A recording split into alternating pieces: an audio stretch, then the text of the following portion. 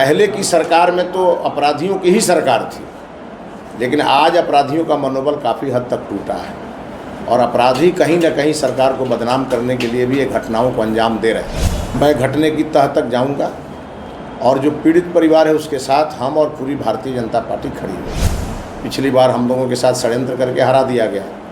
कुछ लोगों ने जाके संविधान खतरे में है इसका झूठा प्रचार किया और लोग गुमराह हो गए और हमारी सारी सीटें उधर ख़त्म हो गई। फिर भी माननीय प्रधानमंत्री जी ने विकास के मामले में सबसे ज़्यादा ध्यान शाहबाद में दिया।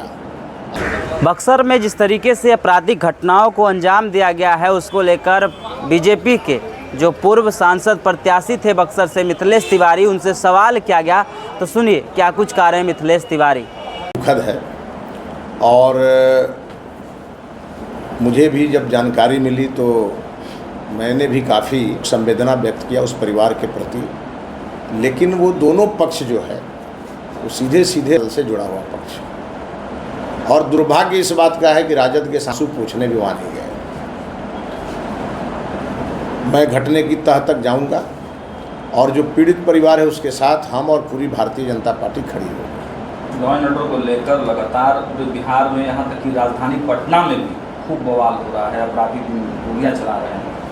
देखिए, अपराधियों का मनोबल, पहले की सरकार में तो अपराधियों की ही सरकार थी, लेकिन आज अपराधियों का मनोबल काफ़ी हद तक टूटा है और अपराधी कहीं न कहीं सरकार को बदनाम करने के लिए भी ये घटनाओं को अंजाम दे रहे हैं। लेकिन पुलिस प्रशासन काफ़ी मुस्तैदी से इनसे निपट रहा है और जो इस प्रकार का अपराध करेगा वो मिट्टी में मिलेगा, इस बात की पूरी गारंटी। आपके संसदीय क्षेत्र में प्रधानमंत्री जी का आगमन हो रहा है, क्या कुछ तैयारियां हैं? क्या काफ़ी तैयारी है, पूरे शाहबाद में जश्न का माहौल है और माननीय प्रधानमंत्री जी ने जिस प्रकार से दरियादिली दिखाई है शाहबाद को लेकर, जबकि हमारे एक भी सांसद वहाँ नहीं जीते। पिछली बार हम लोगों के साथ षड्यंत्र करके हरा दिया गया। कुछ लोगों ने जाके संविधान खतरे में है इसका झूठा प्रचार किया और लोग गुमराह हो गए और हमारी सारी सीटें उधर ख़त्म हो गई। फिर भी माननीय प्रधानमंत्री जी ने विकास के मामले में सबसे ज़्यादा ध्यान शाहबाद में दिया।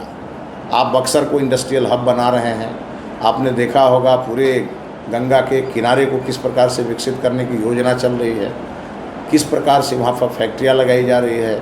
चौसा का पावर प्लांट एकदम तैयार होकर के और वो जनता को समर्पित होने की स्थिति में है।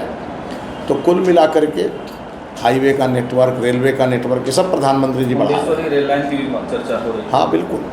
तो इस नाते विकास के मामले में शाहबाद अग्रणी होगा, ये प्रधानमंत्री जी का संकल्प है जो सिद्धि में बदल रहा है। एक अंतिम सवाल है, विश्वामित्र सेना के राष्ट्रीय अध्यक्ष हैं, वो लेटर लिखे हैं प्रधानमंत्री जी को, क्या कहेंगे? किस चीज़ के लिए? बक्सर को सांस्कृतिक विरासत का दर्जा दिया। बक्सर के लिए पूरा काम हम करा रहे हैं और हर डिपार्टमेंट बक्सर के लिए अपनी योजना बना रहा है।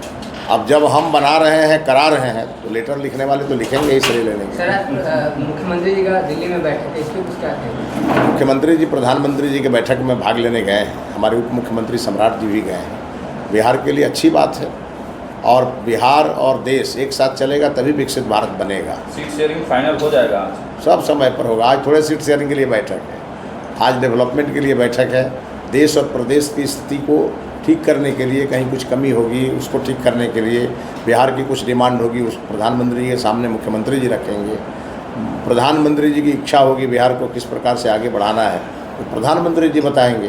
तो इसके लिए आज सीएम और पीएम की जो बैठक है पूरे देश भर की, उसमें अच्छे परिणाम सामने आएंगे। तो आपने मिथिलेश तिवारी को सुना, साफ तौर पे कह रहे हैं कि अपराधियों पर कार्रवाई हो रही है। पहले जंगल राज हुआ करता था, लेकिन अपराधी अभी डरे हुए हैं। जो अपराधी आपराधिक घटनाओं को अंजाम दे रहे हैं उनके ऊपर कार्रवाई हो रही है। हालांकि वो ये भी कहते हुए नज़र आ रहे हैं, जिस तरीके से तेज प्रताप यादव का सोशल मीडिया पर कुछ तस्वीर वायरल हो रहा था, उस तस्वीर पर भी अपनी प्रतिक्रिया देते हुए नज़र आ रहे थे। क्या कुछ कह रहे थे मिथिलेश तिवारी आपने सुना इस वीडियो में। इस वीडियो के माध्यम से अपनी प्रतिक्रिया जरूर दें और ऐसे ही खबरों से रूबरू होने के लिए देखते रहिए आगाज़ फर्स्ट न्यूज़।